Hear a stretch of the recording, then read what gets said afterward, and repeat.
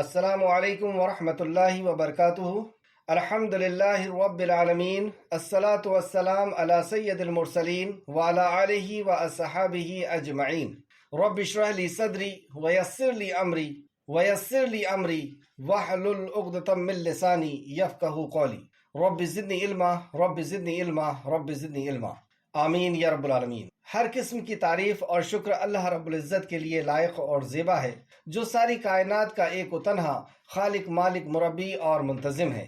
درود و سلام ہو انبیاء اکرام پر، خصوصاً نبی مکرم رحمت للعالمین امام الانبیاء محمد صلی اللہ علیہ وسلم پر۔ اللہم صلی علی محمد وعلی آل محمد کما صلیت علی ابراہیم وعلی آل ابراہیم انکا حمید مجید۔ اللہم بارک علی محمد وعلی آل محمد کما بارکت علی ابراہیم وعلی آل ابراہیم انکا حمید مجید، آمین یا رب العالمین۔ سورہ لہب۔ سورہ لہب مکی صورت ہے، اور مکہ کے اندر یہ اس وقت کا واقعہ ہے جب رسول کریم صلی اللہ علیہ وسلم کو اعلانیہ دعوت کا حکم دے دیا گیا۔ اور آپ اس سورہ مبارکہ میں دیکھیں گے کہ دعوت کا ایک انداز، کہ اعلانیہ دعوت رسول اللہ صلی اللہ علیہ وسلم نے کس انداز میں دیا، جبکہ چاروں طرف مشرکین مکہ آپ کے اوپر ظلم ڈھا رہے تھے، لیکن اس کے باوجود بھی آپ اعلانیہ دعوت دیا کرتے۔ اور مخالفین کی شدت اس صورت میں بتائی گئی ہے۔ اور تیسرا کہ مخالفین کا انجام کی بھی خبر دی گئی ہے اس سورہ مبارکہ۔ اعوذ باللہ من الشیطان الرجیم، اے اللہ ہم تیری پناہ میں آتے ہیں شیطان سے۔ بسم اللہ الرحمن الرحیم، اللہ کے نام سے جو رحمان اور رحیم ہے۔ اس عظیم کام کو کہ ہمارا خالق ہم سے کیا خطاب کرتا ہے، وہ ہمارے لیے کیا احکام اور شریعت نازل کرتا ہے، وہ ہم سے کیا چاہتا ہے، اس کو ہم جاننا شروع کر رہے ہیں۔ یہ عظیم کام جو ہمارے اوپر فرض ہے اور فرض عین ہے، ہر کسی کے اوپر فرض ہے، چھوٹا ہو، بڑا ہو، مرد ہو، عورت ہو۔ تو اس فرض کی ادائیگی ہم اللہ رب العزت کے نام کے ساتھ کرتے ہیں، اور اس سے دعا کرتے ہیں کہ اللہ تو ہمیں شیطان مردود سے بچا لے۔ اس کلام کو سمجھنے، اس پہ غور و فکر کرنے، اور صحیح احادیث اور قرآن کی روشنی میں اس کو سمجھنے اور اس پہ غور و فکر کرنے، ایمان لانے اور عمل کرنے کی اے خالق تو ہمیں توفیق عطا فرما۔ اے اللہ ہم اس کلام کو پڑھنا تیرے نام سے شروع کر رہے ہیں۔ اے اللہ تو رحمان ہے، اے اللہ تو رحیم ہے۔ تبت یدا ابی لہب وتب، ٹوٹ جائے دونوں ہاتھ ابو لہب کے اور وہ ہلاک ہو گیا۔ ابو لہب رسول اللہ صلی اللہ علیہ وسلم کا چچا تھا۔ چہرے کی چمک دمک کی وجہ سے اسے ابو لہب کہا جاتا تھا۔ ام جمیل ابو لہب کی بیوی تھی۔ ام جمیل اس کی کنیت تھی، اور اربا اس کا نام تھا۔ ابو سفیان کی یہ بہن تھی، یعنی قریش کے سردار کے خاندان سے یہ تھی، اور قریشیوں کی عورت کی یہ سردار بھی تھی، اور بہت دولت مند لوگ تھے۔ یہ دونوں آپ صلی اللہ علیہ وسلم کو اذیت پہنچاتے، یعنی آپ کے دعوت کے کام میں یہ لوگ روڑا اٹکاتے، ڈسٹرب کرتے، اور ہر قسم کی آپ کو تکلیف دینے کی کوشش کرتے۔ یہ بے انتہا آپ سے بغض رکھا کرتے تھے۔ اس صورت کا شان نزول امام بخاری نے حضرت ابن عباس رضی اللہ عنہ سے روایت کیا ہے کہ نبی کریم صلی اللہ علیہ وسلم پہاڑ کی چوٹی پر چڑھ گئے اور مکہ کے لوگوں کو آواز دی، یا صباحا یا صباحا۔ یہ ایک علامت تھی، یہ ایک سائن تھا اس بات کا کہ کوئی بڑی آفت آنے والی ہے۔ یعنی مکہ کے اوپر جب کوئی بڑی مصیبت آتی یا آنے والی ہوتی، تو ان کے بیچ کا جو اثر و رسوخ رکھتا وہ شخص پہاڑ پر کھڑا ہوتا اور لوگوں کو خبر دیتا، یا صباح یا صباح کہتا، اور لوگ وہاں پر اکٹھا ہو جاتے اس کی بات کو سننے کے لیے کہ کیا بات ہو گئی، ایسی کون سی مصیبت مکہ کے اوپر آنے والی ہے۔ تو نبی کریم صلی اللہ علیہ وسلم اسی چوٹی کے اوپر، اسی پہاڑ کے اوپر چڑھے اور وہاں سے ندا لگائی، اور لوگوں نے جب یہ سنا کہ محمد صلی اللہ علیہ وسلم وہ ندا لگا رہے ہیں، وہ بلا رہے ہیں، اور آپ کا مقام و مرتبہ مکہ کے اندر بہت تھا، آپ کو لوگ صادق اور امین کہتے تھے، آپ سے کبھی جھوٹ سرزد نہیں ہوا، تو سارے کے سارے لوگ اکٹھا ہو گئے اس پہاڑ کے قریب۔ اور رسول کریم صلی اللہ علیہ وسلم نے ان سے کہا کہ دیکھو اگر میں تم سے یہ کہوں کہ دشمن تم پر صبح یا شام حملہ ور ہونے والا ہے، تو کیا تم تصدیق کر لو گے؟ کیا تم یقین کر لو گے؟ تم کیا مان لو گے اگر میں یہ کہوں تو؟ لوگوں نے سب نے مل کر کے کہا کہ ہاں، ہم نے کبھی آپ سے جھوٹ کا اتفاق نہیں کیا، مطلب آپ سے کبھی جھوٹ نہیں سنی۔ تو رسول کریم صلی اللہ علیہ وسلم نے فرمایا، میں تمہیں عذاب شدید کے آنے سے پہلے ڈرانے والا ہوں، مطلب میں اللہ کا نبی ہوں، ڈرانے والا اللہ کا نبی ہوں۔ اور عذاب شدید یعنی یہ دنیا کی زندگی سب کچھ نہیں ہے، جو تم عمل کر رہے ہو اس کا تمہیں جزا یا سزا دی جائے گی، اور جو تم عمل کر رہے ہو اس سے باز نہیں آئے تو میں تمہیں عذاب کی خبر دیتا ہوں۔ آپ نے جیسے ہی اسلام کی دعوت دی تو ان کے گھر کا ہی شخص یعنی ان کا چچا ابو لہب، یہ سن کر ابو لہب نے کہا کیا تو نے ہمیں اس لیے جمع کیا ہے تیرے لیے ہلاکت ہو، نعوذ باللہ۔ تو اس موقع پر اللہ تعالیٰ نے یہ صورت نازل فرمائی۔ بخاری شریف حدیث نمبر 4972 مسلم شریف حدیث نمبر 208۔ ایک روایت میں یہ الفاظ ہیں کہ ابو لہب ہاتھ جھٹکتا ہوا کھڑا ہوا اور کہنے لگا تو ہلاک ہو جائے، کیا تو نے ہمیں اس لیے جمع کیا ہے؟ تو اس پر اللہ تعالیٰ نے یہ آیت نازل فرمائی، تبت یدا ابی لہب وتب، ابو لہب کے دونوں ہاتھ ٹوٹ جائیں۔ مطلب جیسے اس نے ہاتھ جھٹک کر کے اور اکڑتا ہوا یہ کہا تھا کہ کیا نامراد تو نے ہمیں یہ کہنے کے لیے یہاں بلایا ہے اور تو ہلاک ہو جائے وغیرہ وغیرہ، تو اللہ رب العزت نے فوراً یہ آیت نازل فرمائی کہ ابو لہب تیرے دونوں ہاتھ ٹوٹ جائیں اور وہ ہلاک ہو جائے۔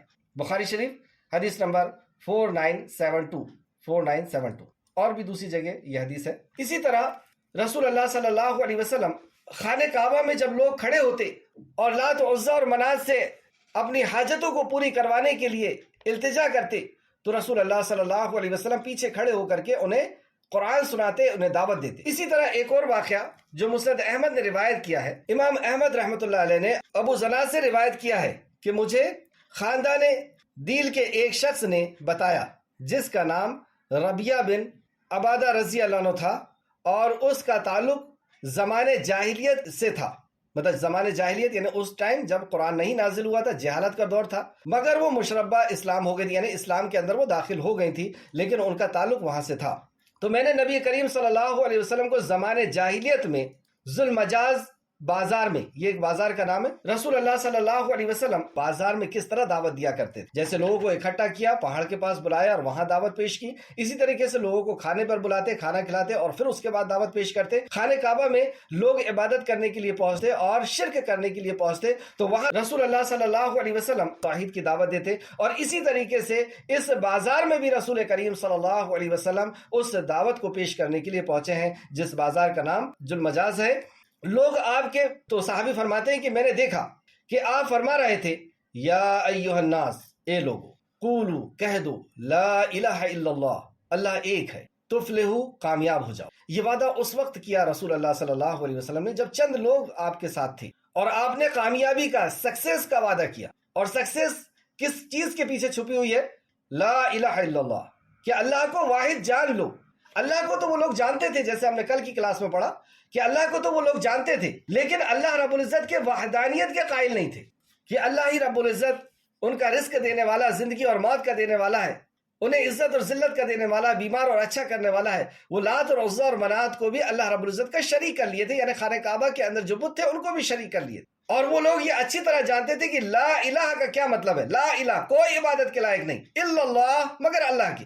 تو یہ جتنے بھی باطل معبود ہیں جن کو بھی ہم نے حاجت روا اور مشکل کشا بنا رکھا ہے، اس کا انکار کر دو کہ کوئی عزت اور ذلت کا، کوئی زندگی اور موت کا، کوئی بیمار اور اچھا کرنے کا، کوئی رزق دینے کا اختیار کسی کے پاس نہیں۔ لا الہ الا اللہ، اور پھر آپ نے فرمایا تفلحو، کامیاب ہو جاؤ۔ تو وہ فوراً سمجھ گئے کہ یہ توحید ہے۔ لا الہ الا اللہ کہہ دو، کامیاب ہو جاؤ گے۔ تو کامیابی کا شرط کیا ہے؟ کامیابی کی شرط آپ نے توحید بتائی۔ بہت زیادہ افراد، دولت، طاقت، اسلحہ یہ نہیں بتائی، اور جب کامیابی ملی یہ سب چیزیں تھی بھی نہیں، 313 تو تھے جب کامیابی کی شروعات ہوئی۔ تو کامیابی جو ہے وہ توحید سے ہے۔ توحید جب انسان کی زندگی کے اندر آتی ہے تب وہ زندہ ہوتا ہے، تب اس کے اندر روح آتی ہے۔ بہرحال آپ فرماتے ہیں لوگوں لا الہ الا اللہ کہہ دو فلاح پا جاؤ گے۔ لوگ آپ کی بات سننے کے لیے جمع ہو جاتے، مگر آپ کے پیچھے پیچھے ایک شخص تھا جس کا چہرہ روشن اور آنکھ بہنگی تھی، یعنی اسکرین تھا، ترچھاپن تھا، اور اس کے بال کا انہوں نے ذکر کیا۔ وہ آپ کے بارے میں کہتا لوگوں اس کی بات نہ مانو۔ مطلب نبی کریم صلی اللہ علیہ وسلم توحید کی دعوت دے رہے ہیں، لوگوں کو دین سمجھا رہے ہیں، اور یہ پیچھے سے آتا اور کہتا لوگوں ان کی بات نہ مانو، یہ بی دین اور کذاب ہیں، استغفر، یہ بی دین ہیں اور یہ جھوٹے ہیں۔ آپ جہاں بھی تشریف لے جاتے وہ آپ کے پیچھے پیچھے ہوتا۔ میں نے پوچھا یہ شخص کون ہے؟ تو لوگوں نے بتایا کہ یہ نبی کریم صلی اللہ علیہ وسلم کے چچا ابو لہب ہے۔ مسند احمد جلد نمبر 4 صفحہ نمبر 341 اور 342۔ کیا پتہ چلا کہ رسول اللہ بازار میں جا کر کے بھی لوگوں سے وعدہ کرتے، یا ایھا الناس، اے مانو جاتی کے لوگوں، قولو، کہہ دو، مان لو، جان لو، نہیں کہا، کہہ دو، وچن دے دو۔ اور مکہ کے لوگ وچن میں بہت مضبوط تھے، جو بات کہہ دیتے اس کے اوپر اٹل رہتے۔ وہ کہہ دیتے کہ اگر اللہ ایک ہے تو پھر جان چلی جائے گی، لیکن اس بات سے پلٹنے والے نہیں تھے۔ جہاں بہت ساری برائیاں ان کے اندر تھی، وہیں وہ زبان کے بہت دھنی بھی تھے، کچھ خوبیاں بھی ان کے اندر تھی، اور اس میں سے ایک خوبی یہ بھی تھی کہ وہ جو کہہ دیتے وہ اس کے اوپر جمے رہتے۔ تو کہہ دو لا الہ الا اللہ، کہ اللہ کے علاوہ کوئی عبادت کے لائق نہیں الا اللہ، مگر اللہ کی، تفلحوا، کامیاب ہو جاؤ گے۔ جب یہ دعوت دیتے رہتے تو پیچھے سے یہ شخص آتا اور لوگوں کو ڈسٹرب کرتا، لوگوں سے کہتا کہ ان کی بات مت سنو، اور یہ تو جھوٹے ہیں، اور یہ تو کذاب ہے، اور یہ تو اپنے دین سے پھر چکے ہیں، جو ان کا دین تھا پرانا اس سے پھر گئے ہیں۔ اس طریقے سے وہ کہتا، لیکن نبی کریم صلی اللہ علیہ وسلم بچ بچا کر کے پھر بھی لوگوں کے پاس جاتے۔ ایک بار کا واقعہ ہے کہ رات میں نبی رحمت صلی اللہ علیہ وسلم اٹھ کر کے جانے لگے، اتفاقاً آپ کا جسم گرم تھا، یعنی بخار تھا۔ ماں عائشہ نے آپ کے دامن کو پکڑ لیا اور کہا کہ اتنی رات میں جاتے ہیں، آپ کا جسم جو ہے وہ جل رہا ہے، رات میں کیوں جا رہے تھے؟ کہ وہ دن میں دیکھ لے گا تو پکڑ لے گا، دن میں دیکھ لے گا تو پھر وہ بیچ میں آ کر کے ڈسٹرب کرے گا۔ اور لوگ دور دراز سے عمرہ اور حج کے لیے جب آیا کرتے تھے تو رسول اللہ صلی اللہ علیہ وسلم ان کے خیمے میں جایا کرتے تھے اور دعوت دیا کرتے تھے۔ تو ماں عائشہ نے دامن پکڑ لیا اور کہا کہ آپ بخار میں تب رہے ہیں یا رسول اللہ؟ آپ نے کہا مجھے جانے دے، وہ جہنم کی آگ سے بچ جائیں گے۔ ایسی فکر رسول اللہ صلی اللہ علیہ وسلم کو۔ آپ دیکھیں کہ کیا ہم بھی نبی مکرم کی سیرت پڑھنے والے ہیں، آپ کے ماننے کا دعویٰ کرنے والے ہیں، کیا کبھی ہمارے دل میں بھی یہ فکر ہوئی کہ لوگوں کو جہنم کی آگ سے ہمیں بچانا ہے؟ کیا ہمارے ساتھ بھی کبھی ایسا حادثہ پیش آتا ہے کبھی ایسا حادثہ کہ کوئی ہمارے پیچھے لگا ہو اور ہم کسی کو کچھ کہیں اور وہ آ کر کے بیچ بیچ میں ڈسٹرب کرے؟ کوئی کبھی ایسا نہیں ہو۔ میری کلاس 3 سال سے چل رہی ہے، لیکن میں نے کبھی ایسا نہیں دیکھا کہ کوئی آ کر کے بیچ میں ڈسٹرب کرتا ہو۔ سب خاموشی سے سنتے ہیں، خوشی سے اور خاموشی سے سنتے ہیں، لیکن اس کے بعد بھی کیا ہم لوگوں تک اس پیغام کو پہنچا رہے ہیں؟ کبھی ہوا ایسا کہ ہم بازار میں گئے، کبھی ہوا ہم نے ایسا کہ ہم نے لوگوں سے وعدہ کیا ہے کہ توحیدی کامیابی کا ضامن ہے؟ تو جہاں پر ہم نبی مکرم صلی اللہ علیہ وسلم کے ماننے والے ہیں، تو صحیح ماننے والے اسی وقت کہلائیں گے جب ہمیں آپ مشن سے آپ سے محبت ہو سچی طور پر، اور آپ کی اطاعت کرنے والے۔ بہرحال تو نبی کریم صلی اللہ علیہ وسلم اس طرح دعوت دیا کرتے تھے، اور ابو لہب نے جب نبی کریم صلی اللہ علیہ وسلم کو ڈسٹرب کیا، روکنے کی کوشش کیا، آپ کو اذیت پہنچائی، تکلیف پہنچائی، تو اللہ رب العزت نے یہ سورت مبارکہ نازل فرمائی، تبت یدا ابی لہب وتب، ٹوٹ جائیں دونوں ہاتھ ابو لہب کے اور وہ ہلاک ہو گیا۔ ما اغنى عنہ مالہ وما کسب، نہ اس کے مال نے اسے کوئی فائدہ دیا اور نہ اس کی کمائی نے۔ اس کی کمائی کے مراد سے حضرت ابن عباس رضی اللہ عنہ سے روایت کیا ہے کہ یہاں پہ کمائی سے مراد اس کی اولاد ہے۔ اس سے بہت غرور تھا اپنی دولت پر، اپنے منصب پر اور اپنی اولاد پر، جیسے کہ ایک حدیث سے پتہ چلتا ہے۔ حضرت ابن مسعود رضی اللہ عنہ سے روایت کیا ہے کہ رسول اللہ صلی اللہ علیہ وسلم نے جب اپنی قوم کو ایمان کی دعوت دی تو ابو لہب نے کہا کہ اگر میرا بھتیجا جو کچھ کہتا ہے وہ سچ ہے تو روز قیامت میں اپنے مال اور اولاد کو بطور فدیہ دے کر دردناک عذاب سے بچ جاؤں۔ یہ بھی جھٹلانے کا ایک انداز، انکار کرنے کا اور تکذیب کرنے کا اور ٹھٹا مذاق کرنے کا ایک انداز، کہ اگر ایسا ہوا کہ وہاں پہ دردناک عذاب ہے تو میں اپنی دولت اور اپنی اولاد کو دے کر کے اس عذاب سے بچ جاؤں گا۔ تو اس پر اللہ تعالیٰ نے یہ آیت نازل فرمائی، ما اغنى عنہ مالہ وما کسب، نہ اس کا مال اسے کوئی کام آئے گا، نہ وہ جو اس نے کمایا، مال اس کے کچھ کام آئے گا، نہ اس نے جو کمایا۔ جیسے ابن عباس فرماتے ہیں کہ اس کی اولاد اسے کوئی کام نہیں آئے گا۔ تفسیر ابن کثیر جلد نمبر 6 صفحہ نمبر 597 سے میں نے اس بات کو لیا۔ ان قریب وہ بھڑکتی ہوئی آگ میں داخل ہوگا، یعنی ایسی آگ میں جو بھڑکتی ہوئی ہوگی، اس کے شرارے بہت ہی سخت ہوں گے اور نہایت شدت کے ساتھ وہ بھڑک رہی ہوگی۔ اس کے بعد آیت نمبر 4 میں ابو لہب کی بیوی کا بھی ذکر ہو رہا ہے، وَامْرَأَتُهُ حَمَّالَةَ الْحَطَبِ، اور اس کی بیوی بھی جو ایندھن اٹھائے ہوئے پھرتی تھی۔ اس کی بیوی نے بھی نبی کریم صلی اللہ علیہ وسلم کو ستانے میں اس کا پورا ساتھ دیا، لیکن اس کی حالت کیسی ہو گئی؟ یہاں پہ جو کہا گیا کہ یہ ایندھن لیے ہوئے پھرتی تھی، اس سے 3 بات مراد لی گئی علماء کرام نے، مفسرین نے، کہ یہ رسول اللہ صلی اللہ علیہ وسلم کے راستے میں کانٹے بچھایا کرتی تھی رات میں، کہ آپ صبح نکلیں یا کسی وقت نکلیں تو آپ کو یہ چپ جائیں، یہ چل نہ پائیں، یہ جا نہ پائیں۔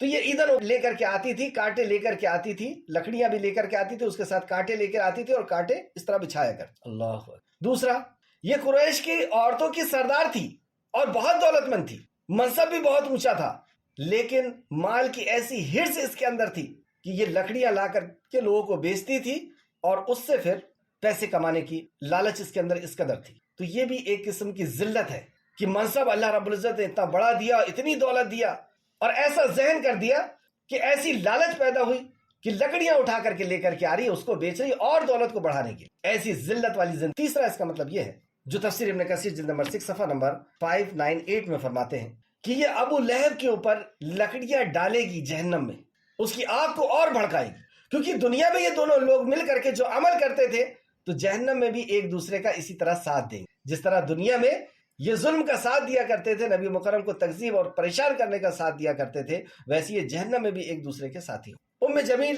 یہ عورت رسول اللہ صلی اللہ علیہ وسلم کے راستے میں جس طرح میں نے بتایا کہ کانٹے ڈالا کرتی تھی، اس طرح حضرت اسماء بنت ابو بکر رضی اللہ عنہ روایت کرتی ہیں کہ جب سورہ تبت یدا ابی لہب نازل ہوئی تو یہ بہت غضبناک ہوئی، بہت زیادہ غصے میں آ گئی اور ہاتھ میں ایک بڑا سا پتھر لے کر کے اور رسول اللہ صلی اللہ علیہ وسلم کو ڈھونڈنے کے لیے، یہاں تک کہ اس وقت رسول اللہ صلی اللہ علیہ وسلم مسجد میں تھے اور یہ وہاں پہ پہنچ گئی، اور رسول اللہ صلی اللہ علیہ وسلم کے ساتھ ابو بکر صدیق بیٹھے ہوئے۔ حضرت ابو بکر صدیق نے جب اسے ایسے بڑبڑاتے ہوئے کہ ہم تمہارے دین کی تکذیب کرتے ہیں اور ہم تمہارے حکم کو نہیں مانیں گے اور تم نے کیا سمجھا، اس طریقے سے بڑبڑاتے ہوئے ہاتھ میں پتھر لیے غصے کے ساتھ آ رہی تھی، تو حضرت ابو بکر صدیق رضی اللہ عنہ نے کہا کہ اے اللہ کے رسول، یہ عورت ام جمیل اس انداز میں آ رہی ہے، یہ آپ کو تکلیف پہنچائے گی، یہ پتھر لے کر کے آ رہی ہے۔ تو رسول اللہ صلی اللہ علیہ وسلم نے فرمایا نہیں، یہ مجھے ہرگز نہیں دیکھ پائے گی۔ بہت اطمینان اور سکون رسول اللہ کو، اور کہا کہ یہ مجھے نہیں دیکھ پائے گی۔ اور پھر آپ نے تحفظ کے لیے قرآن مجید کو پڑھنا شروع کر دیا، مطلب حفاظت کے لیے قرآن مجید کو پڑھنا شروع کر دیا، جیسے کہ آپ نے دیکھا سورہ بنی اسرائیل کی آیت نمبر 45 میں، بنی اسرائیل آیت نمبر 45 میں، اور جب آپ قرآن پڑھتے ہیں تو ہم آپ کے اور ان لوگوں کے درمیان جو آخرت پر ایمان نہیں لاتے ایک مخفی پردہ ڈال دیتے۔ سبحان اللہ، یہ اللہ رب العزت کی طرف سے مدد کہ جب آپ قرآن پڑھتے ہیں تو ہم آپ کے اور ان کے بیچ میں ایک مخفی پردہ یعنی نہ دکھنے والا پردہ ڈال دیتے ہیں اور یہ آپ کو نقصان نہیں پہنچاتا۔ تو رسول اللہ صلی اللہ علیہ وسلم اس وقت قرآن پڑھنے لگے اور یہ آئی اور وہاں پہ پھر بڑبڑائی اور چلائی، اور یہ عورت رسول اللہ صلی اللہ علیہ وسلم کو نہ دیکھ پائی اور واپس چلے گئی۔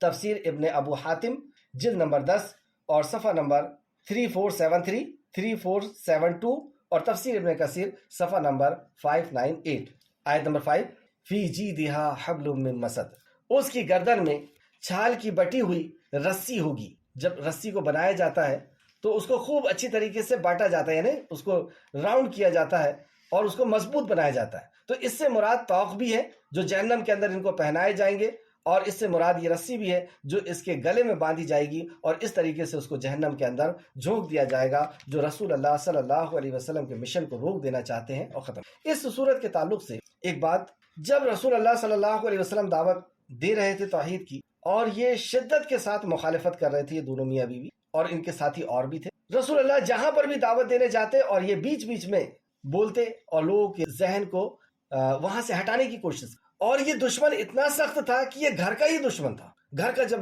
انسان دشمنی پہ آ جاتا ہے تو بہت زیادہ سخت ہوتا ہے، اور اس وقت اللہ رب العزت نے یہ آیت نازل فرما دی، یہ سورت نازل فرما دی کہ ابو لہب کا یہ انجام ہونا ہے، لیکن اس کے باوجود بھی رسول اللہ نے اس آیت کو بیان کر دی۔ کیا اس سے اس کی شدت، اس کا غصہ یا اس کی تکذیب اور نہیں بڑھ جاتی؟ لیکن اس کے بعد بھی رسول اللہ نے بیان فرمایا، کیونکہ جب جو آیت نازل ہوئی رسول اللہ نے اسے بیان فرمایا۔ اور ایک غور کرنے والی بات کہ اس شخص نے اتنی بڑی وعید سننے کے بعد، اور اس کا مشن کیا تھا کہ میں کسی بھی طریقے سے اس دین کو غلط ثابت کر دوں، کسی بھی طریقے سے اس دین کو غلط ثابت کر دوں۔ اس نے جھوٹا بھی اسلام قبول نہیں کیا، اگر جھوٹا بھی اسلام قبول کر لیتا تو کیا ہوتا؟ یہ صورت ہی غلط ثابت ہوتی۔ یہ بھی قرآن کا ایک اعجاز، اس دین کا ایک معجزہ کہ اس کے ذہن میں یہ پلان ہی نہیں آیا پوری زندگی کہ میں جھوٹا ہی کہہ دیتا ہوں تو پورا دین جھوٹا ہو جائے گا۔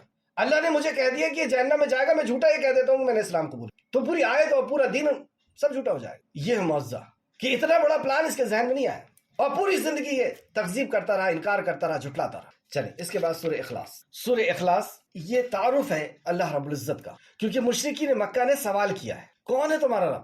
اس تعلق سے میں آپ سے بعد میں بتاؤں گا، پہلے آپ اس بات کو نوٹ کریں کہ اس سورت کے فضائل کیا ہیں پوائنٹ کی شکل میں۔ نمبر 1 سورہ اخلاص ثواب میں 1/3 قرآن کے برابر ہے۔ ایک تہائی 1/3 قرآن کے برابر ہے ثواب کے اعتبار۔ چنانچہ حضرت ابو سعید خدری رضی اللہ عنہ کا بیان ہے کہ ایک شخص نے دوسرے کو سنا کہ وہ سورہ اخلاص پڑھ رہا ہے اور اسے بار بار پڑھ رہا ہے۔ جب صبح ہوئی تو وہ رسول اللہ صلی اللہ علیہ وسلم کی خدمت میں حاضر ہوا اور اس نے اس بات کا ذکر کیا۔ اس نے گویا کہ محض اس سورت کی تلاوت کو کم تر جانا تو نبی کریم صلی اللہ علیہ وسلم نے فرمایا، اس ذات کی قسم جس کے ہاتھ میں میری جان ہے، یہ سورت قرآن مجید کی ثلث یعنی 1/3 کے برابر ہے۔ بخاری شریف حدیث نمبر 5013۔ پتہ یہ چلا کہ یہ صحابی تھے اور انہی کے بازو میں ایک دوسرے صحابی رہتے تھے، اور انہوں نے رات میں دیکھا کہ تہجد میں اٹھ کر کے اور یہ تہجد پڑھ رہے ہیں اور صرف سورہ اخلاص پڑھ رہے ہیں، جبکہ یہ قرآن کے حافظ بھی ہیں۔ تو انہیں بڑا تعجب ہوا اور انہوں نے کہا کہ ایسا کیوں کیا انہوں نے کہ صرف سورہ اخلاص پڑھ رہے ہیں؟ تو صبح جا کر کے رسول اللہ صلی اللہ علیہ وسلم کی خدمت میں حاضر ہوئے اور کہا کہ انہوں نے ایسا کیا۔ تو آپ صلی اللہ علیہ وسلم نے قسم کھائی اللہ رب العزت کی کہ اس ذات کی قسم جس کے ہاتھ میں میری جان ہے، یہ سورت 1/3 قرآن ہے، 1/3 قرآن کے بعد، یعنی کوئی 10 پارے پڑھے کتنا مشکل ہے، اور یہ ایک سورت پڑھ لے تو اتنا ہی اجر ملے گا۔ اصل میں اگر ہم یہ دیکھیں کہ کچھ علماء نے اس کو ڈیوائیڈ کیا 3 حصوں میں قرآن کو، تو ایک حصہ صرف اسی پر ہے، سورہ اخلاص پر، یعنی توحید پر۔ سورہ اخلاص کیا ہے؟ توحید ہے، اللہ کی معرفت، اللہ کی پہچان، اللہ کی وحدانیت، اللہ کی صفت۔ بہرحال تو 1/3 قرآن جو ہے وہ توحید پر مبنی ہے، توحید ہے اس کے اندر، اور 1/3 قرآن احکام و مسائل ہے، نماز روزہ زکات جو بھی احکام و مسائل ہے وہ 1/3 قرآن میں، اور 1/3 قرآن عبرت ہے اس کے اندر، یعنی اچھے اور برے لوگوں کا انجام بتایا گیا۔ ایسا 3 حصوں میں اس کو ڈیوائیڈ کیا گیا، اور ثواب کے اعتبار سے بھی آپ دیکھیں کہ 10 پارے کے برابر ہے۔ جیسے ایک دوسری حدیث دیکھتے ہیں، حضرت ابو سعید خدری رضی اللہ عنہ کی ایک دوسری روایت میں ہے کہ رسول اللہ صلی اللہ علیہ وسلم نے صحابہ اکرام سے فرمایا، کیا تم میں سے کوئی اس بات کا عاجز ہے کہ وہ ایک رات میں قرآن مجید کا 1/3 حصہ پڑھ لے؟ مطلب تم میں سے کوئی ایسا ہے کہ جو 1/3 قرآن پڑھ لے رات بھر میں، مطلب 10 پارے پڑھ لے؟ تو صحابہ اکرام یہ کام بہت دشوار محسوس ہوا اور انہوں نے عرض کیا کہ اللہ کے رسول، ہم میں سے اس بات کی طاقت نہیں۔ تو آپ صلی اللہ علیہ وسلم نے فرمایا، سورت یعنی سورہ اخلاص 1/3 قرآن کے برابر ہے۔ اللہ الواحد الصمد، کہ اللہ واحد ہے اور صمد ہے، یہ 1/3 یعنی سورہ اخلاص 1/3 قرآن کے برابر ہے۔ بخاری شریف حدیث نمبر 5015۔ پوائنٹ نمبر 2، سورہ اخلاص سے محبت اللہ کی محبت کا ذریعہ ہے۔ اگر ہم یہ چاہتے ہیں کہ اللہ ہم سے محبت کرے تو ہم کس چیز سے محبت؟ تو سورہ اخلاص اللہ کی محبت کا ذریعہ ہے۔ چنانچہ حضرت عائشہ رضی اللہ عنہ سے روایت ہے کہ نبی کریم صلی اللہ علیہ وسلم نے ایک شخص کو ایک لشکر کا امیر بنا کر بھیجا۔ وہ اپنی ساتھیوں کو جب نماز پڑھاتے تو قرات کے اختتام پر سورہ اخلاص پڑھتے، قل هو اللہ احد پڑھتے، ضرور پڑھتے۔ جب یہ لوگ واپس آئے تو انہوں نے اس بات کا ذکر رسول اللہ صلی اللہ علیہ وسلم کی خدمت میں ذکر کی کہ یہ ہر نماز میں سورہ اخلاص پڑھا کرتے تھے۔ تو آپ صلی اللہ علیہ وسلم نے فرمایا، اس سے پوچھو کہ وہ ایسا کیوں کرتا ہے، نیت کیا ہے، وہ مقصد کیا ہے، اس سے پوچھو کہ وہ ایسا کیوں کرتا ہے۔ تو انہوں نے سے پوچھا تو انہوں نے بتایا کہ اس سورہ مبارکہ میں رحمان کی صفت بیان کی گئی ہے۔ کیا جواب دیا انہوں نے؟ اس میں رحمان کی صفت بیان کی گئی ہے، اس لیے مجھے اس سورت سے پڑھنے سے بہت محبت ہے۔ یہ سن کر رسول اللہ صلی اللہ علیہ وسلم نے فرمایا، اسے بتاؤ کہ اللہ تعالیٰ کو بھی اس سے محبت ہے۔ کیا کہا تھا انہوں نے؟ کہ اس میں رحمان کی صفت ہے، اس لیے مجھے اس سورت سے محبت ہے۔ تو رسول اللہ نے کہا کہ اس سے بتا دو کہ اللہ بھی اس سے محبت کرتا ہے۔ تو اللہ سے اگر ہم چاہتے ہیں کہ اللہ ہم سے محبت کرے تو ہمیں بھی اللہ کی اسماء الحسنی سے محبت کرنا ہوگا، اس کی صفات کو جاننا ہوگا۔ اللہ ہم سب کو توفیق عطا فرمائے۔ علامہ ناصر الدین البانی کہتے ہیں کہ مسلمان کے لیے سب سے زیادہ ضروری علم اللہ رب العزت کی اسماء الحسنی کا ہے، اور مسلمان سب سے زیادہ غافل اسی علم سے۔ کل جو میں نے آپ کو ہوم ورک دیا تھا کہ بعض صورتیں اور بعض آیتیں ایسی ہیں جن کی بہت فضیلت ہے، صحیح احادیث سے ہم کو پتہ چلتا کیوں ہے ان کی اتنی فضیلت، کس چیز نے ان کو افضل بنا دیا۔ بہرحال تیسرا پوائنٹ، سورہ اخلاص سے محبت اور کثرت سے اس کا تلاوت جنت میں داخلے کا ذریعہ ہے۔ تیسرا پوائنٹ، سورہ اخلاص سے محبت اور کثرت سے اس کی تلاوت جنت میں داخلے کا ذریعہ ہے۔ چنانچہ حضرت انس رضی اللہ عنہ سے مروی ہے کہ ایک انصاری مسجد قباء میں نماز کے لیے امامت کے لیے مقرر کیے گئے، اور وہ جب نماز پڑھاتے، یعنی وہ سب کے بیچ میں سب سے زیادہ قرآن کے جاننے والے تھے، اس لیے مسجد قباء میں ان کو امامت کے لیے مقرر کیا گیا، تو آپ جب بھی نماز پڑھاتے تو پہلے سورہ اخلاص پڑھتے اور پھر کوئی سورت۔ لوگوں نے ان سے کہا کہ آپ ایسا کیوں کرتے ہیں، آپ کیوں نہیں اتفاق کر لیتے کہ ٹھیک ہے سورہ اخلاص ہی پڑھ لے یا کوئی دوسری صورتیں پڑھے، آپ ہر بار میں سورہ اخلاص کیوں پڑھتے ہیں؟ تو انہوں نے کہا دیکھو میں تو یوں پڑھوں گا، اگر تم پسند کرو تو میرے پیچھے نماز پڑھو اور مجھے یہاں رکھو نماز، اور اگر تم پسند نہیں کرتے تو ٹھیک ہے میں نماز نہیں پڑھاؤں گا۔ بہرحال لوگوں نے یہ پسند کیا کہ نہیں یہی نماز پڑھائیں کیونکہ یہ قابل ہیں۔ پھر بعد میں جب یہ بات رسول اللہ صلی اللہ علیہ وسلم کی خدمت میں پیش کی گئی تو جب نبی کریم صلی اللہ علیہ وسلم ان کے پاس تشریف لائے، آپ سے اس بات کا ذکر کیا تو آپ نے فرمایا کہ اے فلاں، تمہارے ساتھی جو کچھ کہتے ہیں تم اس کے مطابق عمل کیوں نہیں کرتے، اور ہر رکعت میں باقاعدگی کے ساتھ اس سورت کو کیوں پڑھتے ہو، مطلب ریگولر اس سورت کو کیوں پڑھتے ہو؟ انہوں نے جواب دیا کہ اے اللہ کے رسول صلی اللہ علیہ وسلم، بے شک مجھے اس سورت سے بے انتہا محبت۔ تو آپ نے فرمایا کہ اس سورت کی محبت تمہیں جنت میں لے جائے گی۔ کیا ہے یہ سورت؟ ہم بھی خوب پڑھتے ہیں اس کو، تو انشاءاللہ تعالیٰ آج اس کے اوپر بھی ہم کچھ غور کریں گے، کچھ مختصر سا۔ بخاری شریف حدیث نمبر 774 اسی موضوع پر ایک اور حدیث حضرت ابو ہریرہ رضی اللہ عنہ بیان کرتے ہیں، میں نبی کریم صلی اللہ علیہ وسلم کے ساتھ آ رہا تھا کہ آپ نے ایک شخص قل هو اللہ احد پڑھتے ہوئے سنا تو فرمایا واجب ہو۔ میں نے عرض کیا کیا واجب ہو گئی یا رسول اللہ؟ آپ نے فرمایا جنت۔ اللہ اکبر۔ صحیح ترمذی حدیث نمبر 2897 نسائی حدیث نمبر 707۔ 4 پوائنٹ، سورہ اخلاص کے الفاظ دعا کے قبولیت معجب ہیں، مطلب سورہ اخلاص کے جو الفاظ ہیں اس کے ساتھ کوئی شخص اگر دعا کرتا ہے تو اس کی دعا رد نہیں کی جاتی۔ حدیث اس طرح ہے، بریدہ رضی اللہ عنہ سے روایت ہے کہ وہ رسول اللہ صلی اللہ علیہ وسلم کے ساتھ مسجد میں داخل ہوئے تو دیکھا کہ ایک شخص نماز پڑھتے ہوئے یہ دعا کر رہا ہے، اے اللہ بے شک میں تجھ سے سوال کرتا ہوں اور میں گواہی دیتا ہوں کہ تیرے سوا کوئی معبود نہیں، مطلب میں تجھ سے سوال کرتا ہوں اور لا الہ الا اللہ، میں گواہی دیتا ہوں کہ تیرے سوا کوئی معبود نہیں سوائے تیرے، کوئی عبادت کے لائق نہیں سوائے تیرے۔ قل هو اللہ احد، اور تو اکیلا ہے، تو ایک ہے، اللہ الصمد، تو بے نیاز ہے، لم یلد ولم یولد، نہ تو نے کسی کو جنا نہ تو کسی سے جنا گیا، ولم یکن لہ کفوا احد، اور تیرا کوئی ہمسر نہیں۔ تو آپ نے یہ سن کر فرمایا، تو آپ صلی اللہ علیہ وسلم نے جب اسے اس انداز میں دعا کرتے ہوئے دیکھا تو آپ نے فرمایا اس ذات اقدس کی قسم جس کے ہاتھ میں میری جان ہے، اس شخص نے اللہ تعالی سے اس اسماء العظم سے، اس اسم اعظم کے وسیلے سے دعا کی ہے جس کے واسطے سے جب اس سے سوال کیا جائے تو وہ عطا فرما دیتا ہے۔ تو آپ نے کیا قسم کھا کر کے فرمایا کہ یہ اسم اعظم کے ساتھ جو دعا کر رہا ہے، اس اسم اعظم کے ساتھ جو دعا کرتا ہے اللہ رب العزت اس کی دعا قبول فرماتا ہے۔ جو سوال کرتا ہے اس کے سوال کو پورا کیا جاتا ہے، اور جو دعا کرتا ہے اس کی دعا کو قبول کیا جاتا ہے۔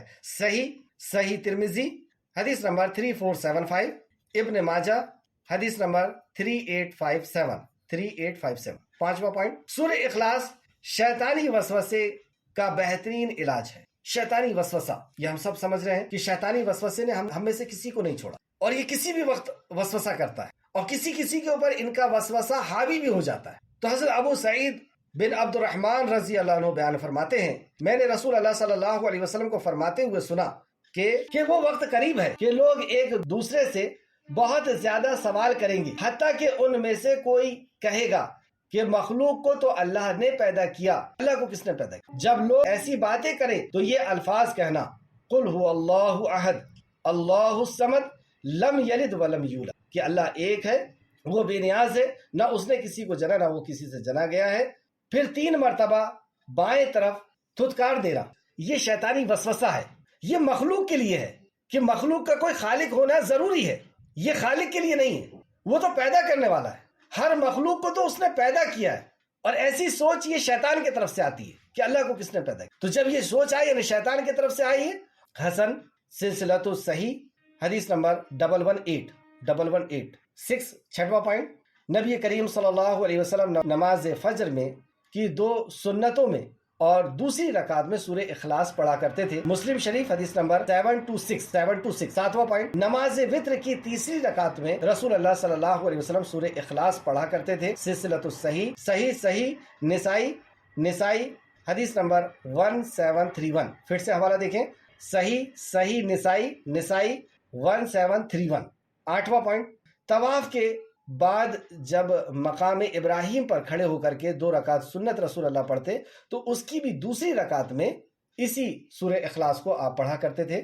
صحیح ترمذی حدیث نمبر 869۔ 9واں پوائنٹ، سوتے وقت رسول اللہ صلی اللہ علیہ وسلم سورہ اخلاص اور سورہ فلق اور سورہ ناس پڑھتے اور اپنے ہاتھ میں تھتکارتے ہوئے دم کرتے اور پورے جسم کے اوپر پھیرتے، پہلے سامنے سے پھر پیچھے سے جہاں تک بھی ہاتھ جاتا۔ دوسری بار پڑھتے پھر تھتکارتے پھر پھیرتے، پھر تیسری بار پڑھتے پھر تھتکارتے پھر پورے جسم میں پھیرتے۔ اور کل اس کے علاوہ بھی معوذتین یعنی فلق اور ناس کے تعلق سے جب حدیثیں آئیں گی تو وہاں پہ آپ کو اور بھی چیزیں مل جائیں گی۔ یہ ابو داؤد کی حدیث ہے، ابو داؤد حدیث نمبر 5056 اور ترمذی حدیث نمبر 3402۔ چلیں، یہ تو تھی فضائل۔ ایسا کیا ہے اس سورہ اخلاص میں کہ اس قدر فضائل کہ 10 پارے کے پڑھ دینے کے برابر؟ اس سے محبت یعنی جنت کا داخلہ، اس سے محبت یعنی اللہ کی محبت کا ذریعہ۔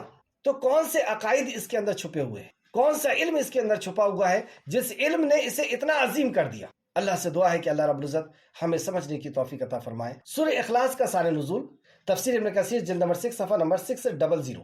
امام احمد نے حضرت ابی بن قاب رضی اللہ عنہ سے روایت کیا ہے کہ مشرکین نے نبی کریم صلی اللہ علیہ وسلم سے کہا کہ محمد صلی اللہ علیہ وسلم اپنے رب کا ہمارے سامنے حسب اور نسب بیان کرو، تو اللہ تعالیٰ نے یہ سورت مبارکہ نازل فرمائی۔ مسند احمد جلد نمبر 5 صفحہ نمبر 133 اور 134۔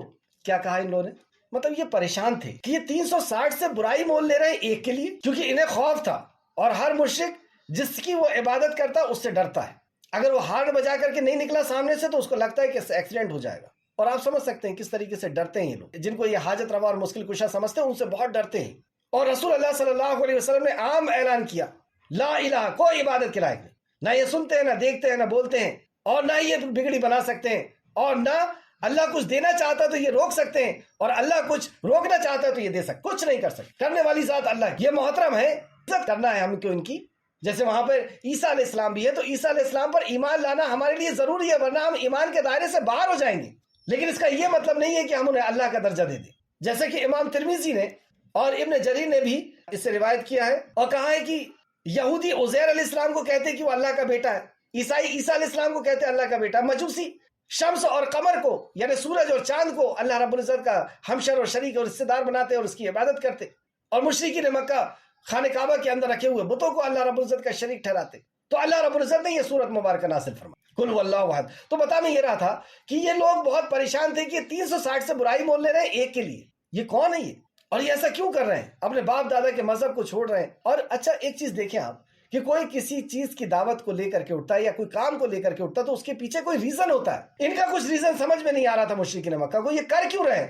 لوگ دولت کے لیے کرتے ہیں، ان کے پاس اتنی دولت تھی کہ 7 پیڑھی بیٹھ کے کھاتی تو ختم نہیں ہوتی، اور ان کی دولت پوری ختم ہو گئی اسی معاملے میں، اسی ایک رب کی دعوت میں۔ لوگ دوستوں کے لیے کرتے ہیں، ان کے دوستوں کو مارا جاتا ہے، گھسیٹا جاتا ہے، کھینچا جاتا ہے، مطلب ان کی عزت کو بھی ختم کر دیا گیا، ان کو گھروں سے نکال دیا گیا، تباہ کر دیا گیا۔ لوگ اولاد کے لیے کرتے ہیں، ان کی اولاد کے ساتھ کیا کیا گیا، ان کی ایک بیٹی کو اس طریقے سے دشمن نے مشرکین نے مارا کہ ان کا حمل ساقط ہو۔ تو لوگ دولت کے لیے کرتے ہیں، اولاد کے لیے کرتے ہیں، دوستوں کے لیے کرتے ہیں، عزت کے لیے کرتے ہیں۔ ان کی عزت اتنی تھی کہ یہ صادق اور امین کہلاتے تھے، اور آج ان کے سامنے کانٹے ڈالے جاتے ہیں، ان کو مارا جاتا ہے، اونٹ کی اوجڑی ڈالی جاتی ہے، پھندا مارا، کیا کچھ نہیں کیا جا رہا، پھر بھی یہ کر رہے ہیں۔ کیوں کر رہے ہیں؟ تو آ کر کے سوال کرتے ہیں کہ کون ہے تیرا رب، کیا ہے اس کا حسب اور نسب۔ یہ سوال کرنے کے پیچھے ان کا ایک راز یہ بھی تھا تو ان کے پاس کوئی جواب نہیں ہوگا ہماری اس بات۔ تو اللہ کون ہے، تعارف چاہتے ہو؟ سنو اللہ کون ہے۔ اللہ رب العزت نے جبریل امین کو پہنچا۔ اسی طرح کا سوال حضرت موسیٰ علیہ السلام سے فرعون نے کیا تھا۔ موسیٰ علیہ السلام سے فرعون نے پوچھا تھا کہ کون ہے تیرا رب۔ اس وقت موسیٰ علیہ السلام نے جواب دیا تھا جو آپ کو جواب ملے گا سورہ طٰہٰ آیت نمبر 50 کے اندر۔ دونوں طرف جواب الگ الگ انداز سے دیے، یعنی تعارف تو اللہ کا ہی پیش کیا گیا۔ یہاں پر مشرکین مکہ نے سوال کیا تھا کیونکہ یہ بالکل پڑھے لکھے لوگ نہیں تھے، ان پڑھ لوگ تھے، اور وہاں پہ ایک بادشاہ نے سوال کیا جو علم والا تھا، سمجھ والا تھا، منصب والا تھا۔ تو وہاں پر جو جواب دیا گیا وہ اس کے لیول کے حساب سے دیا، اور یہاں پر ان کے لیول سے سمجھایا گیا کہ اللہ کون ہے۔ ایک چیز سمجھ لیں کہ ہماری اور ہماری قوم کی بربادی کی وجہ بھی یہی ہے کہ ہم اللہ رب العزت کی معرفت حاصل نہیں کر پائے، اس کی پہچان حاصل نہیں۔ ہمارے معاشرے کی تباہی اور بربادی کی وجہ یہی ہے کہ اس نے اپنے خالق کو نہیں پہچانا، اور جب وہ بندہ اپنے خالق کو نہیں پہچانے گا تو ظاہر سی بات ہے کہ وہ جس کے اندر بھی طاقت دیکھے گا اس کے سامنے ہاتھ جوڑ کر کے یا گھٹنے ٹیک کر کے یا ماتھا ٹیک کر کے کھڑا ہو جائے گا اور کہے گا کہ تو مجھے عطا کر، کیونکہ اس نے پہچانا ہی نہیں۔ اور پہچانتے کیسے؟ ہم صفت سے پہچانتے۔ آپ دیکھیں، جب بچہ شعور میں آنا شروع کرتا ہے تو ہم اسے سب سے پہلے ماں باپ کی پہچان کراتے، یہ امی ہے یا ابو ہے۔ کیوں پہچان کراتے ہیں؟ کیونکہ اس کی ضرورت اس کے ماں باپ ہی پورا کریں گے، اس کا کھانا، اس کا گھر، اس کی پڑھائی اور اس کی ضرورت کی چیزیں اس کے ماں باپ ہی دیں گے۔ اور ماں باپ کو اگر اس نے نہیں پہچانا، آپ اس اگزامپل کو اگر سمجھ لیں گے تو انشاءاللہ تعالیٰ اپنے بچوں کو بھی اس طریقے سے سمجھا پائیں گے۔ اور اگر اس بچے کو اس کی پہچان نہیں کرائی گئی ان کے ماں باپ کی، اور یہ بڑا ہو گیا، تو ہمیشہ اس کے ذہن میں ایک ٹینشن رہے گی، میرا باپ کون ہے، میری ماں کون ہے، اور یہ بہت بڑی الجھن ہے۔ اور پھر وہ اپنی ضرورت کو پوری کرانے کے لیے کس کے پاس جائے گا؟ جس کے پاس بھی جائے گا وہ دھتکار کے بھگائے گا۔ ہمارے پاس کوئی آتا ہے 100 روپے مانگنے کے لیے، بچہ کیا دے دیتے ہیں آپ لوگ؟ نہیں دیتے۔ اور اپنی اولاد، اس کے لیے سب کچھ ہے۔ تو اسے پہچان نہیں ہے نا، تو یہ جو بھی اس سے اچھے سے بات کرے گا، کسی نے اس کو ٹافی دے دیا، کسی نے اس کو 1 روپے دے دیا، تو یہ اس کے پیچھے چلنا شروع کر دے گا اور کہے گا کہ ابا جان، امی جان۔ کیا وہ اس کے ماں باپ ہیں؟ نہیں پہچانا، یہ در در بھٹکتا رہے گا، کبھی اس کے پاس کبھی اس کے پاس، اور ہر کوئی اس کو جھڑکتا رہے گا۔ ماں باپ تو چند چیزیں دیتے ہیں، وہ خالق جس نے کان، آنکھ اور دل دیا، کوئی چیز اگر اس میں سے خراب ہو جائے کون ٹھیک کر سکتا؟ کون رزق دے سکتا ہے؟ کون زمین سے غلہ اور آسمان سے بارش برسائے گا؟ کون اسے آکسیجن دے گا؟ کون اس کے دل کی دھڑکن کو سنے گا؟ اور کون اس کے دل کی دھڑکن کو چالو کرے گا؟ رات میں یہ گھبرا کر کے اٹھے گا، کون اس کی مدد کرے گا؟ وہ اللہ۔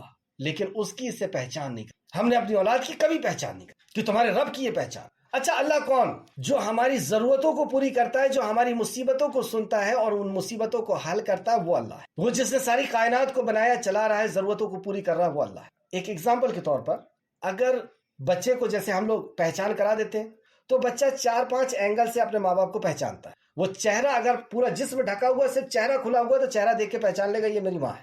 اس کو اگر پیچھے سے دکھایا جائے تو پیچھے سے دیکھ کے پہچان لے گا یہ میری ماں ہے۔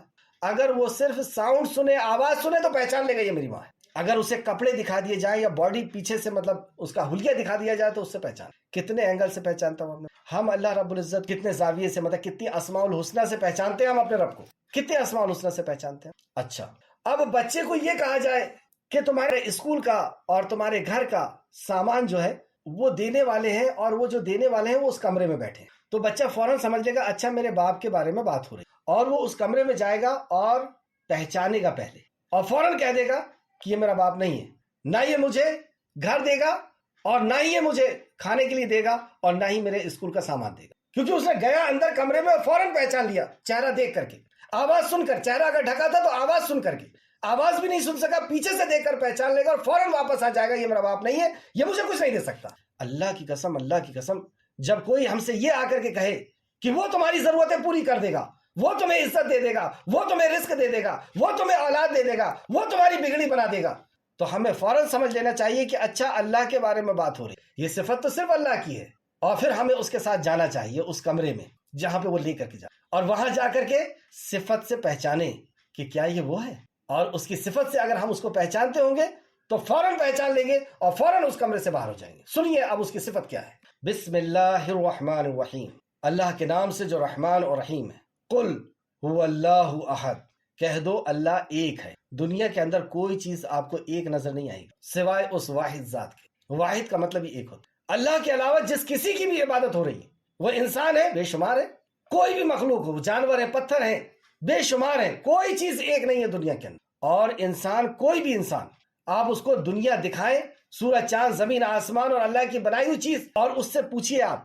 کہ یہ دنیا کا بنانے اور چلانے والا کون ہے، اس کے اندر سے آواز نکلتی ہے کہ وہ ایک ہے۔ یہ بھی اللہ رب العزت کی بہت بڑی قدرت کہ ہر کوئی، کہ کسی کے اندر اللہ نے یہ ہدایت ڈالی ہے کہ وہ کہتا ہے کہ وہ ایک ہے۔ وہ نیلے گگن کا سوامی، وہ ادرشیہ، وہ نہ دکھائی دینے والی طاقت، برہمانڈ کا بنانے والا، وہ ایک ہے۔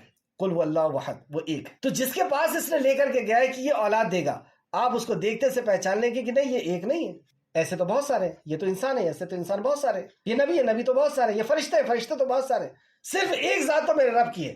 اور یہ ایک ہی آیت کافی ہو جائے گی وہاں سے نکلنے کی اور شرک سے بچنے کی۔ دوسری صفت سنیں جو صفت کسی کے اندر نہیں، جس کسی کی بھی اللہ کے علاوہ عبادت ہوتی ہے، کوئی بھی ایک نہیں۔ قل هو اللہ احد، وہ ایک ہے، اور اپنے ہر اسماء الحسنہ کے اعتبار سے وہ ایک ہے۔ وہ رحمان ہے اکیلا، اس کے جیسا کوئی رحمان نہیں۔ وہ رحیم ہے، وہ کریم ہے، وہ غفور ہے، وہ رزاق ہے۔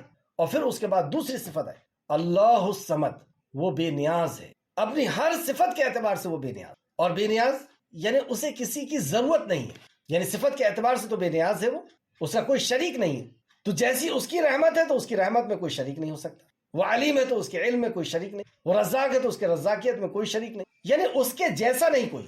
آپ جس کے بھی پاس جائیں تو دیکھیں کہ وہ کتنا ضرورت مند ہے، وہ بے نیاز نہیں ہوتا، اسے ہوا کی ضرورت ہے، پانی کی ضرورت ہے، کھانے کی ضرورت ہے، اور اللہ رب العزت کو ہوا پانی کھانے کی ضرورت نہیں، یہ اس کی پہچان۔ اور آپ کو جس کے بھی پاس لے کے گئے ہیں گویا کہ اسے کھڑے ہونے کے لیے زمین کی ضرورت تھی، لیٹنے کے لیے بھی زمین کی ضرورت تھی، وہ جب تھا تو اسے کھانے کی ضرورت تھی، پانی کی ضرورت تھی، ہوا کی ضرورت تھی، زندہ رہنے کے لیے کسی کے حکم کی ضرورت تھی، اور موت کے لیے کسی کے حکم کی ضرورت، اور اللہ کو کسی چیز کی ضرورت۔ اگر آپ نے ایسا کہا تو ہو سکتا ہے وہ آپ کے سوال کرے کہ اللہ کو کھانے اور پانی کی ضرورت نہیں ہے، یہ بات آپ کیسے ثابت کریں کہ اللہ کو کھانے کی اور پانی کی اور ہوا کی ضرورت نہیں ہے، یہ آپ کیسے ثابت؟ تو اس کو ہم ایسا ثابت کریں گے کہ بنی ہوئی چیز پہلے ہوتی ہے یا بنانے والا پہلے ہوتا ہے؟ جیسے میرے ہاتھ میں یہ پین ہے، قلم ہے، تو یہ قلم پہلے تھا یا قلم کا بنانے والا پہلے تھا؟ تو ظاہر سی بات ہے کہ قلم کا بنانے والا پہلے تھا، تو گویا کہ اس قلم کے بغیر اس کا بنانے والا تھا۔ یہ اگر قلم نہیں رہے گی تو اسے کوئی فرق نہیں پڑتا، کیونکہ قلم نہیں تھی، اس کے پہلے وہ تھا۔ بعین ہی ہوا کو کبھی بنایا گیا، پانی کو کبھی بنایا گیا، عرش کو کبھی بنایا گیا، کرسی کو کبھی بنایا گیا، ہوا کو اور کھانے کو کبھی بنایا گیا، اور یہ سب کا بنانے والا اللہ تھا، یعنی اس کے پہلے سے وہ تھا۔ تو اللہ رب العزت کے لیے کوئی کمزوری نہیں ہے، وہ ہوا کے بغیر تھا، وہ کھانے کے بغیر تھا، وہ پانی کے بغیر تھا، اور جس کے پاس بھی آپ کو لے کے گئے آپ اس کو دیکھتے سے پہچان لیں گے کہ یہ وہ نہیں ہے، اسے تو ہوا کی، پانی کی، کھانے کی اور زمین میں رہنے کی، زندہ اور مات کی، سب کی ضرورت۔ تو دوسری پہچان جو کسی کے اندر نہیں آ سکتی، اللہ الصمد، وہ بے نیاز، لم یلد ولم یولد، نہ وہ کسی سے جنا ہے نہ اس نے کسی کو جنا ہے۔ جیسے ایک بڑا پتھر ہے اور اس پتھر میں سے ایک پتھر نکلے، اس پتھر میں سے ایک پتھر جنا جائے، تو ظاہر سی بات ہے کہ وہ بھی پتھر کا حصہ ہے، تو یہ بھی پتھر ہوا۔ نور ہے اور اس نور سے کچھ نکلے، تو ظاہر سی بات ہے کہ یہ بھی نور ہوا، چھوٹا نور ہوا۔ نہ اس کی کوئی اولاد ہے نہ وہ کسی کی اولاد ہے۔ ویسے اصل جو ترجمہ ہے اس کا یہی ہے کہ نہ اس نے کسی کو جنا نہ وہ کسی سے جنا گیا۔ اب جس کے سامنے بھی آپ کو لے کر کے گئے ہیں وہ یا تو کسی کا باپ ہے یا تو کسی کا بیٹا ہے، یا تو وہ کسی سے جنا گیا ہے، مطلب کسی پتھر کا حصہ ہے، یا اس کا کوئی حصہ ہے، اور اللہ رب العزت اس عیب سے پاک، اور جس کے پاس بھی آپ کو لے کے گئے ہیں وہ کسی نہ کسی سے نکلا ہے، تو یہ صفت بھی کسی اور کے اندر داخل نہیں ہو سکتی۔ لم یلد ولم یولد ولم یکن لہ کفوا احد، اور کوئی ایک بھی اس کا ہمشر اور شریک حصے دار نہیں ہے، مطلب جو بھی اس کے اندر صفات ہیں اس کا کوئی ہمسر اور شریک نہیں، وہ اپنے اسماء الحسنی کے اعتبار سے اکیلا ہے۔ اور مشرکین مکہ اسی میں زیادہ تر شرک کرتے کہ اللہ رب العزت کی اسماء الحسنی کو وہ نہیں جانتے تھے، یا اس پر ایمان، وہ کہتے تھے نا کون ہے رحمان، کون ہے رحیم، ہم تو اس کو نہیں جانتے، تو اللہ کے اسماء الحسنی کا ہی انکار کیے۔ صفات یہیں پہ سب سے زیادہ شرک ہوتا، اور یہی سب سے بڑا علم ہے، اور اس سے بڑی ہمارے لیے فضیلت کی بات اور کیا ہو سکتی کہ ہم اپنے رب کو جانیں، اور ہم اللہ سے محبت کا دعویٰ کرتے ہیں کہ ہم اللہ سے محبت کرتے ہیں۔ ہمیں کسی سے محبت ہو جائے اور ہم اس کو جانے بغیر رہ سکتے ہیں کیا؟ یہاں تک کہ اس کے نام کو بھی جانے بغیر رہ سکتے ہیں؟ ہم اللہ رب العزت کے ناموں کو نہیں جانتے۔ اگر پوچھا جائے کتنے نام ہیں تو آپ فوراً کہیں گے 99۔ نہیں، 99 نہیں ہے، 99 نام کی فضیلت ہے کہ اس کو کوئی احاطہ کر لے گا، یعنی اس کو جو سمجھ لے گا اس کے حساب سے عقیدہ کر لے گا، اس کے حساب سے اپنے عقیدے کو بنا لے گا، اور اس میں اللہ رب العزت کو اکیلا جان لے گا، تعطیل نہیں کرے گا، اس کا انکار نہیں کرے گا، اس کی تشبیہ نہیں کرے گا، اس کے جیسا کسی کو نہیں سمجھے گا۔ جو رولز ہے اسماء الحسنی کے، اس کے اعتبار سے اگر جان لے گا اور ویسا عقیدہ کر لے گا 99 کا، تو وہ جنت کا حقدار ہو جائے گا۔ یہ ہے وہ حدیث، ورنہ 150 نام تو قرآن کے اندر ہے اللہ رب العزت، اور احادیث کے اندر اور نام ہے۔ 99 نام کا یہ مطلب ہے۔ اچھا، اور ہیں کتنے نام؟ اللہ رب العزت کے جو نام ہیں، ایک حدیث میں آتا ہے نبی کریم صلی اللہ علیہ وسلم نے فرمایا کہ اللہ کے اسماء الحسنی کے نام سے آپ وسیلے سے دعا کرتے تھے، اللہ کے اسماء الحسنی کے وسیلے سے، اور وسیلہ اس طرح لیتے تھے کہ اے اللہ وہ نام جو تو نے اپنی کتاب میں سے کسی کتاب میں نازل فرمایا ہے، یا وہ نام جو تو نے اپنی مخلوق میں سے کسی مخلوق کو سکھایا ہے، یا وہ نام تیرے جو تیرے پاس لوح محفوظ جو صرف تو جان، ان کے وسیلے سے میں دعا کرتا ہوں کہ اللہ مجھے اس پریشانی کو دور۔ تو اللہ رب العزت کی کتنی اسماء الحسنی ہے، اور اللہ کے اسماء، اللہ کے نام، اور اللہ کے جو نام ہے وہ اللہ کی صفت بھی ہے۔ اگر اس کا نام رحمان ہے تو وہ رحمان ہے، اور رحمان اللہ کے جیسا کوئی رحمان نہیں ہو سکتا۔ تو بہرحال اس میں اللہ رب العزت کی صفات بتائی گئی، اور اس صفات کے علم نے، اور اس صفات سے محبت، اور اس توحید سے محبت، یہ جنت میں جانے کا سبیل بنے گا، راستہ بنے گا، جس تعلق سے میں نے بہت سی حدیثیں آپ کے سامنے پیش کیا۔ موسیٰ علیہ السلام کو جب فرعون نے پوچھا کہ کون ہے تیرا رب، تو موسیٰ علیہ السلام نے جو جواب دیا اس کو، سورہ طٰہٰ آیت نمبر 50، کہ میرا رب وہ ہے جو مخلوق کا اندازہ ٹھہراتا ہے۔ آخر میں اس بات کی طرف آپ کی توجہ کرنا چاہوں گا کہ ہم سورہ اخلاص سب سے زیادہ پڑھتے ہیں، ہر نماز کے اندر نفل میں یا فرض میں پڑھتے ہیں، اور بار بار اس کو ریپیٹ کرتے ہیں اللہ رب العزت کی بارگاہ میں۔ اس کے اندر کیا حکم ہے؟ کیا ہم اس حکم کو پورا کر رہے ہیں؟ اور اگر ہم اس حکم کو پورا نہیں کر رہے تو کل اللہ رب العزت کے بارگاہ میں ہمارے لیے یہی بات کافی ہو جائے گی، ہمیں مجرم بنانے کے لیے، کہ سب سے زیادہ ہم اس کو پڑھا کرتے تھے اور اس کے باوجود بھی ہم نے اس کے حکم پر عمل نہیں کیا۔ کیا حکم ہے اس آیت کے اندر؟ شروع میں ہی اللہ نے فرمایا کل، کہہ دو۔ کس کو کہیں؟ اگر میں آپ کو کہہ رہا ہوں تو کیا یہ کہنا مناسب ہے؟ آپ سب تو یہ جانتے ہیں کہ اللہ ایک ہے، آپ سب وحدانیت کے قائل ہیں، اللہ کے ایک ہونے کے۔ اللہ الصمد، آپ سب جانتے ہیں کہ اللہ بے نیاز، نہ اس کی کوئی اولاد ہے نہ وہ کسی کی اولاد ہے، تو پھر کس کو کہنا ہے مجھے؟ اور کس کو کہا رسول اللہ صلی اللہ علیہ وسلم اور صحابہ نے کس کو کہا؟